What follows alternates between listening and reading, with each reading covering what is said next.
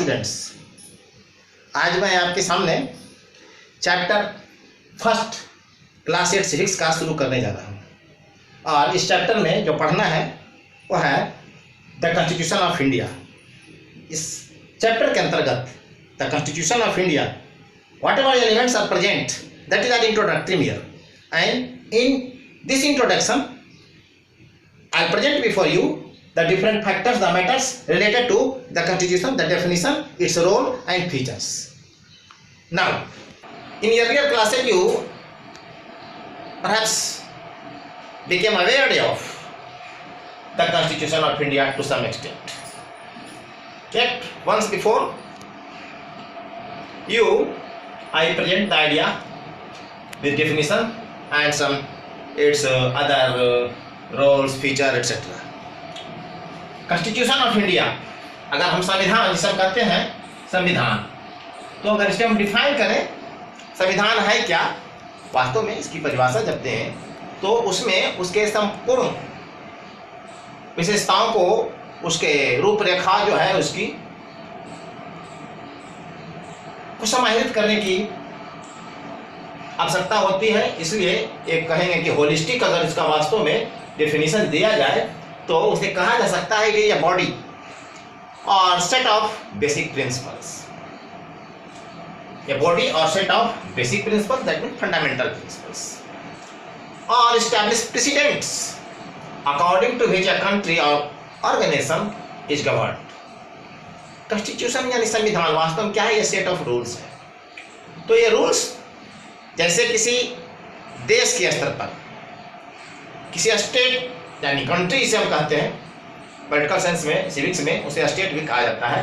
तो स्टेट ही है वास्तव में डिफाइंड मैनर में, ये कंट्री है स्टेट। और तो इस स्टेट को रन करने के लिए जितने भी नियम कानून की आवश्यकता होती है, whatever the law is required, that all are content in a body और set, and the laws are based on the fundamental principles in which countrymen generally used to believe. इसके अलावा ये तो लिखित रूप में होता है, कुछ ऐसे भी नियम कानून वास्तव में संविधान के ही भाग होते हैं, कॉन्स्टिट्यूशन के भी भाग होते हैं, जो परंपरागत रूप से वर्तमान होते हैं। क्योंकि संविधान दो प्रकार के होते हैं, लिखित और अलिखित। जैसे हमारे देश में जो संविधान है वो 99% लगभग जो है लिखित संविधान है, बस कुछ कम ही जो है चीज़ें ऐसी है जो अलिखित रूप से हमारे यहाँ प्रेसिडेंट के रूप में, संविधान के भाग के रूप में शामिल हो पाई हैं जब से हमारा संविधान लागू हुआ है तब से आज। वहीं अगर इंग्लैंड का संविधान देखें, ग्रेट ब्रिटेन का संविधान देखें, तो वहाँ के संविधान की अधिकतर बातें यानी कि most part of the constitution is unwritten. वहाँ का संविधान का जो वास्तव में मुख्य हिस्सा है वह अलिखित है। And all those whatever the norms, whatever the laws there prevail are based on established precedents.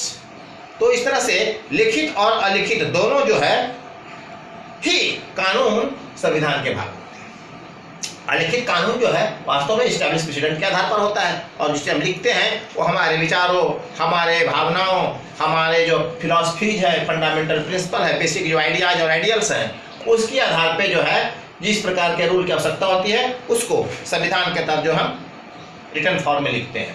इस तरह से कह सकते हैं कि कॉन्स्टिट्यूशन अ बॉडी और set of fundamental principles or established precedents according to which a country और organisation, से कंट्री को रन करने के लिए संविधान की आवश्यकता होती है, यानी वास्तव में एक सेट ऑफ रूल्स की आवश्यकता होती है। वैसे कोई इंस्टीट्यूशन है, मान लीजिए कोई पॉलिटिकल पार्टी है, कांग्रेस है, बीजेपी हमारे हैं, उनके भी अपने संविधान। कोई एक संस्था अगर वास्तव में कहीं ऑर्गेनाइज्ड वे में इंस्टीट्यूट की जाती है, कंस्टिट्यूट की जाती है, तो उसको रन करने के लिए जो कानून, जो नियम उसके तहत रखे जाते हैं, जिसके तहत ये संस्था चलती है, वह उस संस्था का कॉन्स्टिट्यूशन कहलाता है। तो इस तरह से कॉन्स्टिट्यूशन जो है अ बॉडी और सेट ऑफ फंडामेंटल प्रिंसिपल्स और established precedents according to which a country or organization is governed.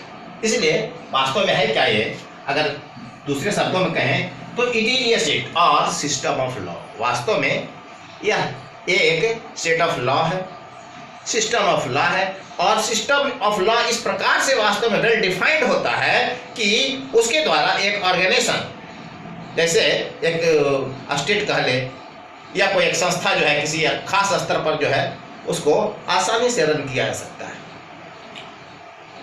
चूंकि यह आधार होता है, मुख्य आधार होता है किसी देश किसी संस्था को सुचारू रूप से चलाने का, संचालित करने के लिए।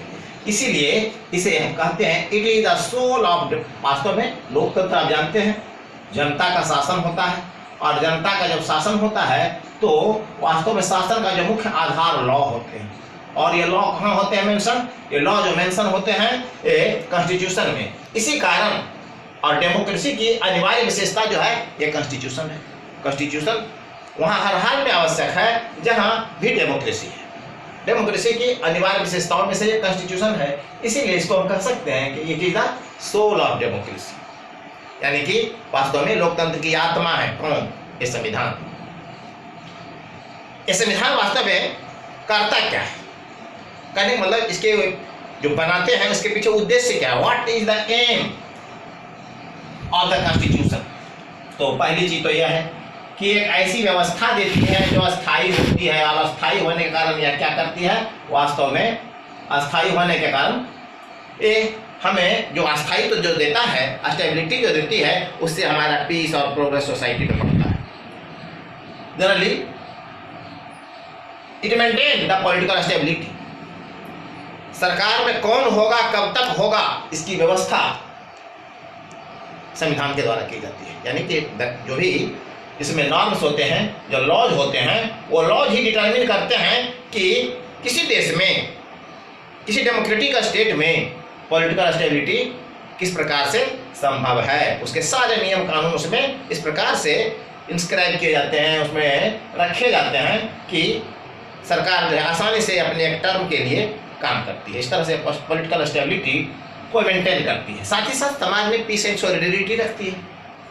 जब सारे नियमों को लागू किया जाता है ठीक से संविधान के प्रावधानों को, तो सामान्यतया जो है there is the peace and order in society maintained. और इस पीस और ऑर्डर के कारण जो है क्या है, वास्तव में जब समाज में शांति होती है, सौहार्द होता है, तो एक दूसरे के साथ जो है लोगों के संबंध अच्छे होते हैं, और इससे यूनिटी और इंटीग्रिटी एक्सटेंड करती है समाज में, एक स्तर से दूसरे स्तर पर कई स्तरों पर जाती है।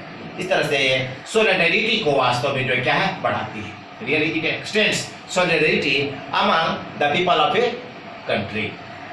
तो हम कह सकते हैं कि वास्तव में इसका उद्देश्य जो है काफी पवित्र है। वास्तव में जो सबसे मुख्य उद्देश्य उसका ये है ना, to do maximum welfare of the public. ऐसा करके वास्तव में यह लोगों का भला करने का प्रयास करती है, लोगों के कल्याण के कार्य करती है। अगर हम इसको और अगर हम देखें कि वास्तव में संविधान जो इतने अच्छे उद्देश्य को लेकर जो है बनाई गई, को कहीं भी कॉन्स्टिट्यूट किया जाता है, उसको बनाया जाता है, इनैक्ट किया जाता है संविधान को, तो उस इनैक्टमेंट के पीछे जो एम होता है, जो मेंटेन करते हैं, तो ऐसा करने के क्रम में क्या कौन कौन सा रोल अदा करते हैं, व्हाट इज द फंक्शन। तो इंपॉर्टेंट फंक्शन जो संविधान के हैं उसको इस रूप में कहा जा सकता है, क्या क्या वास्तव में कार्य करता है। It provides the guideline in form of rules and instruction या to run the government।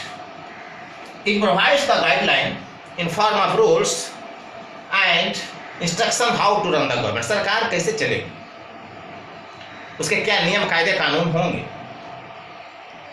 सरकार को वास्तव में संविधान की ओर से क्या गाइडलाइन दिया जाता है, इंस्ट्रक्शन दिया जाता है, हाउ टू रन, वो सारे प्रावधान संविधान में सम्मिलित होते हैं। तो इस तरह से कॉन्स्टिट्यूशन जो है गाइडलाइन तय करता है जिसके आधार पे गवर्नमेंट रन करती है।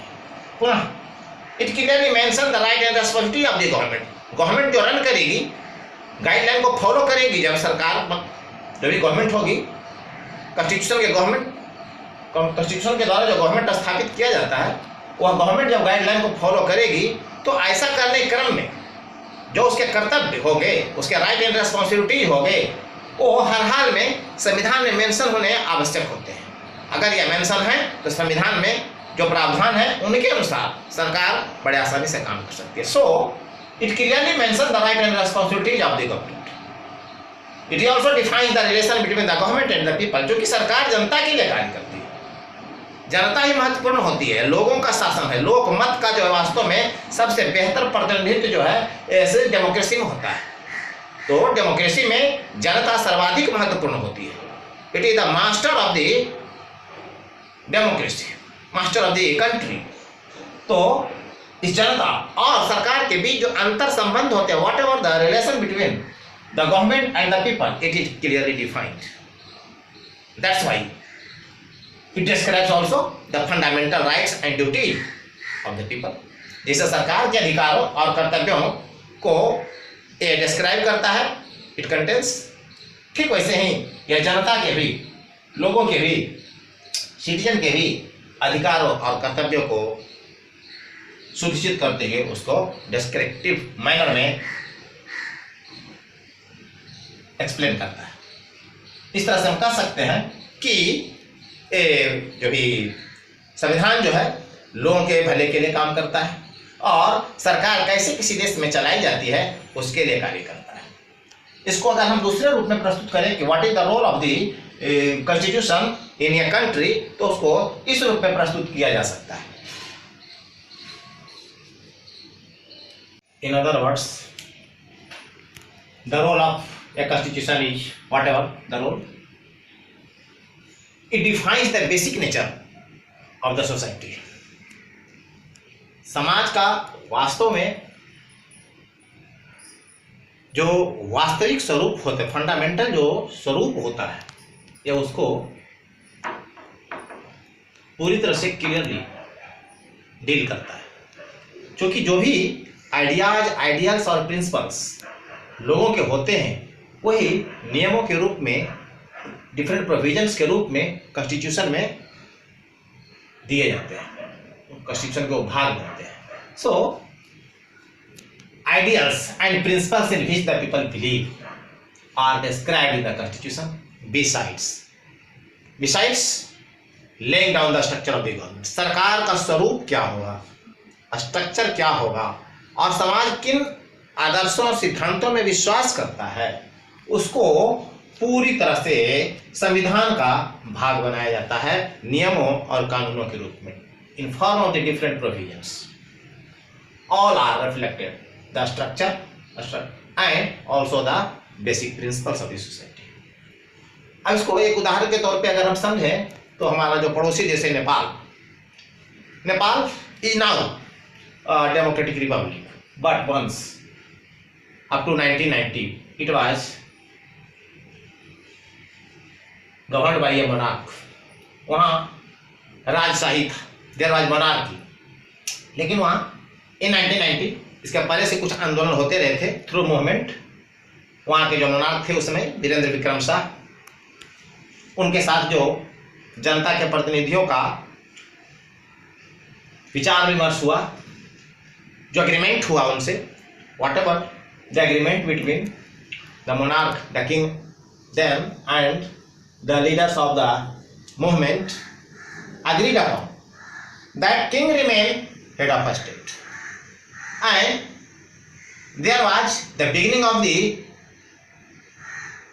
representative government, yani all the power to rule the government in government was given to the representatives elected by the people। पहली बार नेपाल में यह व्यवस्था की गई कि राजा संवैधानिक प्रमुख होगा। हालांकि उसके अधिकार जो है सामान्य राजा से कुछ अधिक थे, नो डाउट।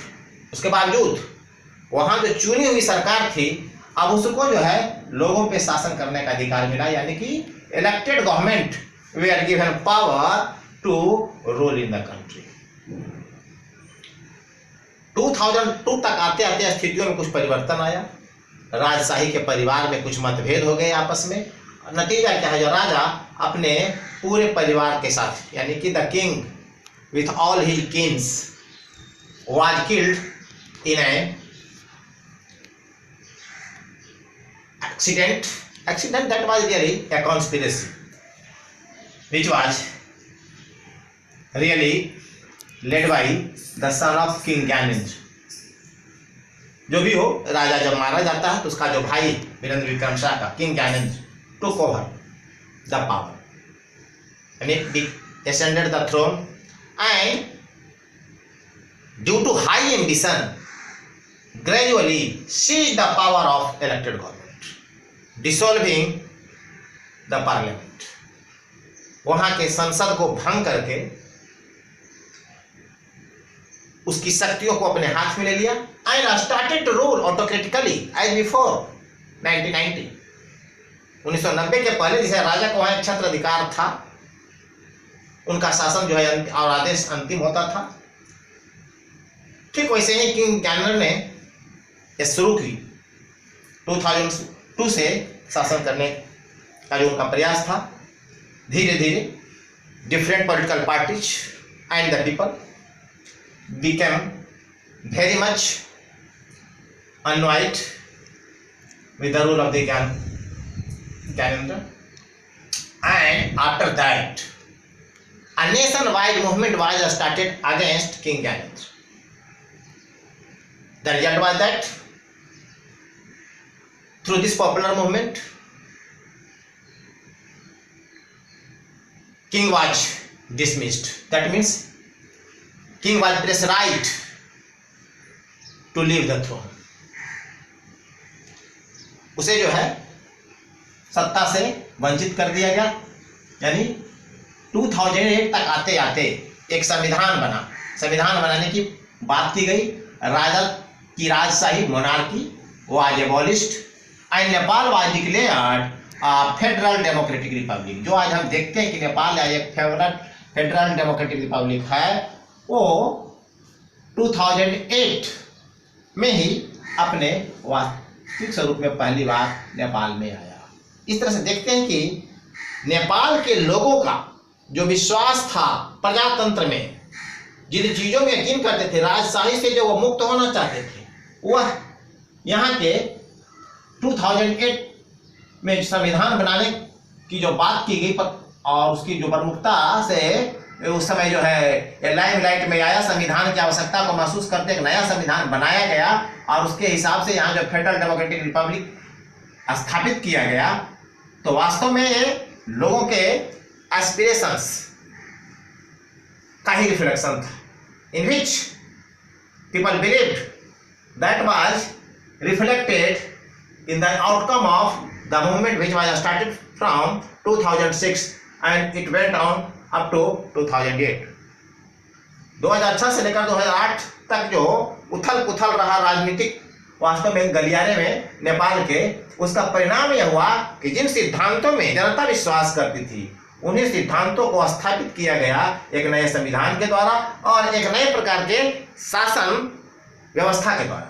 यह नई प्रकार की जो शासन व्यवस्था थी, यह फेडरल डेमोक्रेटिक रिपब्लिक थी। इसके बाद अगर हम देखेंगे दूसरा,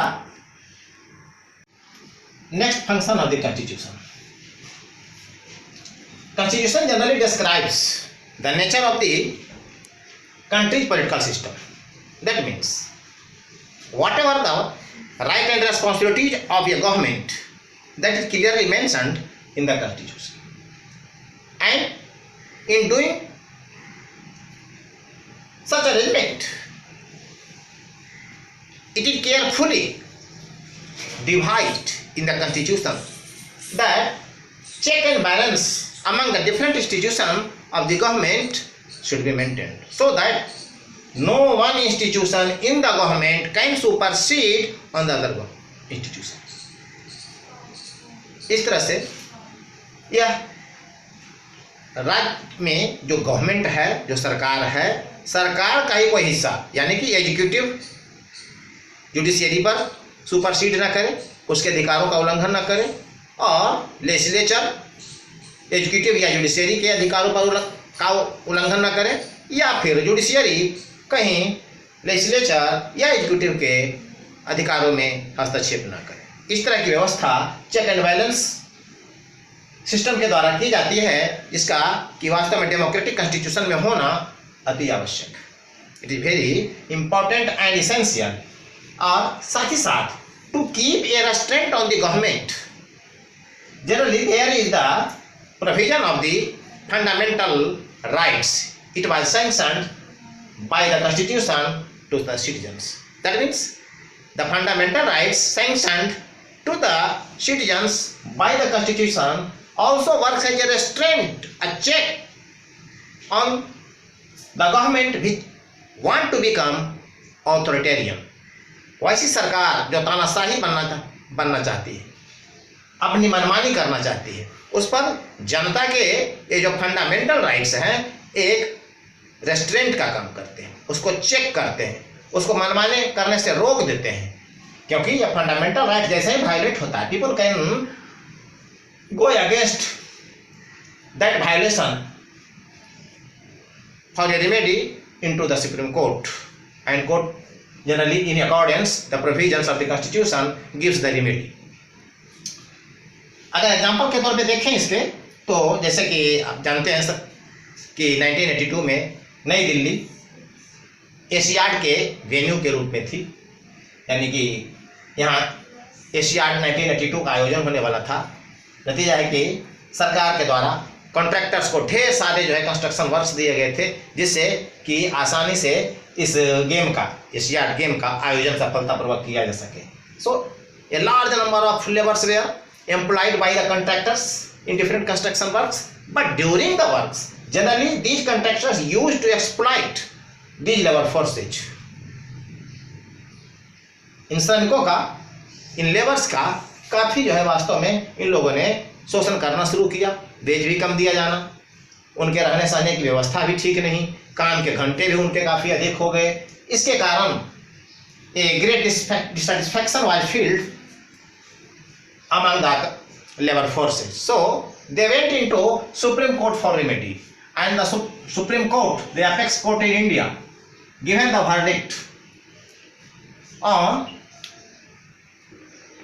the appeal of the laborers, and in the order it prevented the contractors from exploitation of laborers. ठेकेदारों को जो लेबर से काम ले रहे थे,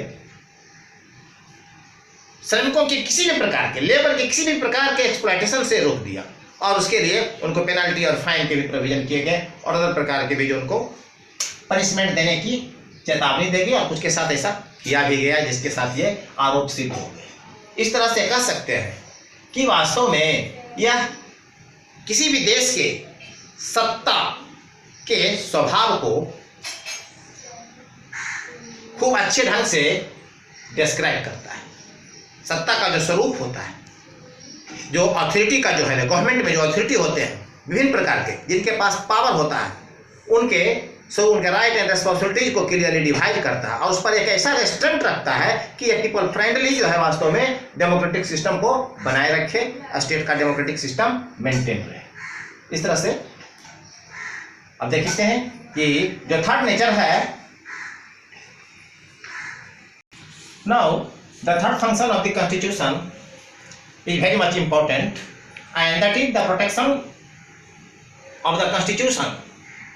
Constitution generally protects all the weaker section of the society. Weaker section, that means the minority. Minority, that means those sections of the society which are a very few in number in comparison to the majority section of the society. That means we can say that interest of the minority and weaker sections of societies are protected. And through the Constitution protects the interest of the weaker section, minorities, through its provision in the country, and due to that no discrimination is allowed on any ground. As example, race, religion, language, region, gender, age, creed, etc. That means no discrimination on part of the government is allowed with the different sections of the society which are weaker. So Constitution protects the interest of the minority, and also generally it prevents the government to go against the general set norm of the society. The faith and the belief which are prevalent in the society, they are protected, and government cannot go against all those set or the basic norms of the society. इस तरह से हम कह सकते हैं कि constitution जो है का जो रोल होता है वह संपूर्ण देश के स्तर पर, समाज के स्तर पर काफी वाइटल होता है. The role of the constitution is vital and it is really the guideline on which the government runs and society develops. That's why it is called the soul of the democracy. Now this video is finished. और इसलिए जहाँ तक अब मैं सोच रहा हूँ कि अगले जो प्रस्तुति देंगे हम अपने आने वाले वीडियो में, उसमें इसके दूसरे एस्पेक्ट्स को भी हम डील करेंगे. तब तक आप इंतजार करें. Thank you.